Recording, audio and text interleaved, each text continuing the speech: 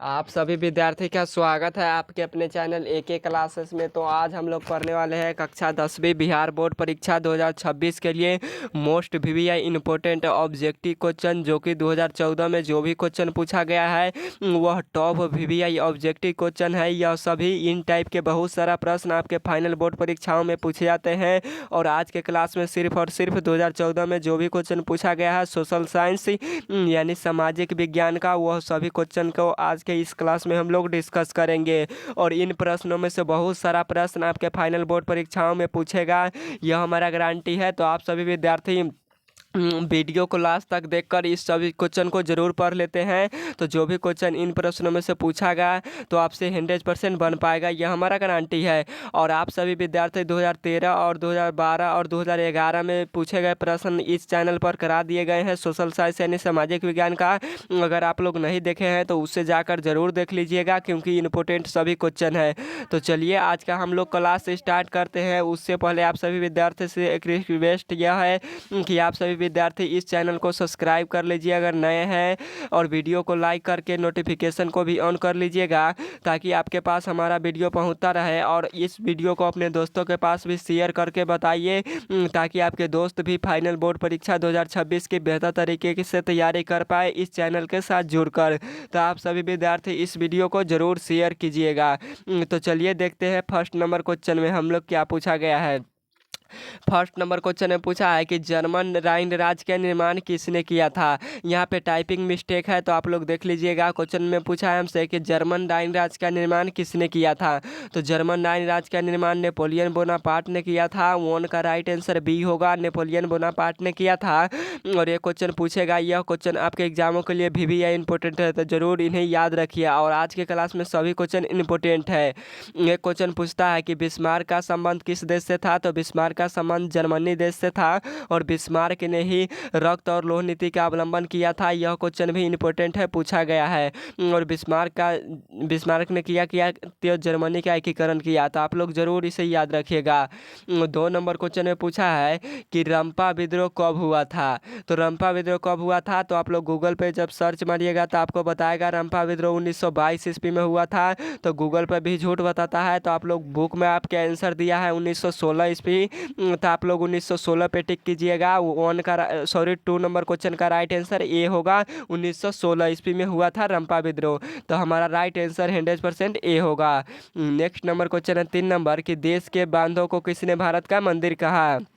तो देश के भारत को किसने भारत का मंदिर कहा, तो पंडित नेहरू ने कहा था। 3 का राइट आंसर बी होगा, पंडित नेहरू ने। और एक क्वेश्चन अक्सर आपके एग्जाम में पूछे जाते हैं कि पंडित जवाहरलाल नेहरू ने किस नदी के तट पर अपनी तिरंगा यानी झंडा फहराया था। तो किस नदी के तट पर फहराया था, तो रावी नदी के तट पर पंडित जवाहरलाल नेहरू ने तिरंगा फहराया था। यह क्वेश्चन पूछे जाते हैं आपके एग्जामों में। और पंडित जवाहरलाल नेहरू ने किस तट के मतलब कि तिरंगा किस वर्ष फहराया था रावी नदी के तट पर।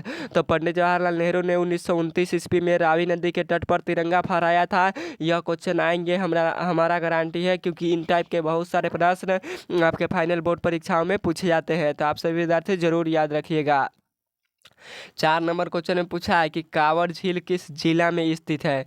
तो कांवर झील किस जिला में स्थित है, तो कांवर झील हमारा बेगूसराय जिला में स्थित है, क्योंकि हमसे जिला पूछा है। तो राइट आंसर बी होगा, बेगूसराय जिला में।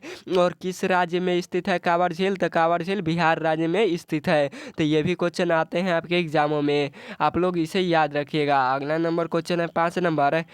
5 नंबर क्वेश्चन में पूछा है कि लोकतंत्र जनता द्वारा तथा जनता के लिए शासन है, यह कथन किसका है। तो लोकतंत्र जनता का, जनता द्वारा तथा जनता के लिए शासन है, यह कथन किसका है, तो अब्राहम लिंकन का है। 5 का राइट आंसर बी होगा, अब्राहम लिंकन का है। और ये क्वेश्चन अक्सर पूछेगा कि अरस्तु किस देश का रहने वाला था, तो ब्रिटेन का रहने वाला था। 6 नंबर क्वेश्चन है बिहार में संपूर्ण क्रांति का नेतृत्व निम्नलिखित में से किसने किया। तो बिहार में संपूर्ण क्रांति का नेतृत्व निम्नलिखित में से किसने किया? तो जयप्रकाश नारायण ने किया।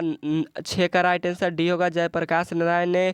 और लोकनायक के नाम से किन्हें जाना जाता है? तो लोकनायक के नाम से जयप्रकाश नारायण को जाना जाता है। और बिहार में छात्र आंदोलन के नेता कौन थे? तो जयप्रकाश नारायण थे। और लोकनायक भी जयप्रकाश नारायण को कहा जाता है। तो यह सभी क्वेश्चन आएंगे, याद रखिएगा। और पटना का हवाई अड्डा का नाम क्या है? तो अंतर्राष्ट्रीय जयप्रकाश नारायण हवाई अड्डा है। और एक क्वेश्चन और पूछता है कि छात्र आंदोलन कब हुआ था? तो छात्र आंदोलन 1974 ईस्वी में किया गया था। और किसके द्वारा किया गया था छात्र आंदोलन? तो छात्र आंदोलन जयप्रकाश नारायण के द्वारा किया गया था 1974 ईस्वी में। यह क्वेश्चन आएंगे और 2024 के पेपर में यह क्वेश्चन पूछा भी गया है।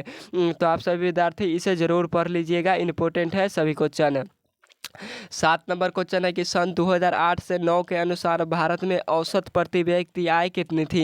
यहाँ पे टाइपिंग मिस्टेक है, आप लोग यहाँ पे होना चाहिए कितना? तो यहाँ पे होना चाहिए 2008 से 9। क्या होना चाहिए? तो 2008 से 2009 के बीच भारत में औसत प्रति व्यक्ति आय कितनी थी? तो 25,494 थी। 7 का राइट आंसर बी होगा, 25,494 थी। यह क्वेश्चन आते हैं आपके एग्जामों में। नेक्स्ट नंबर क्वेश्चन है 8 नंबर, निम्न में से कौन से देश में मिश्रित अर्थव्यवस्था है? तो निम्न में से किस देश में मिश्रित अर्थव्यवस्था है? तो अपना देश भारत में है। 8 का राइट आंसर सी होगा, अपना देश भारत में मिश्रित अर्थव्यवस्था है। और भारत राज्यों का संघ है, तो आप लोग याद रखिएगा।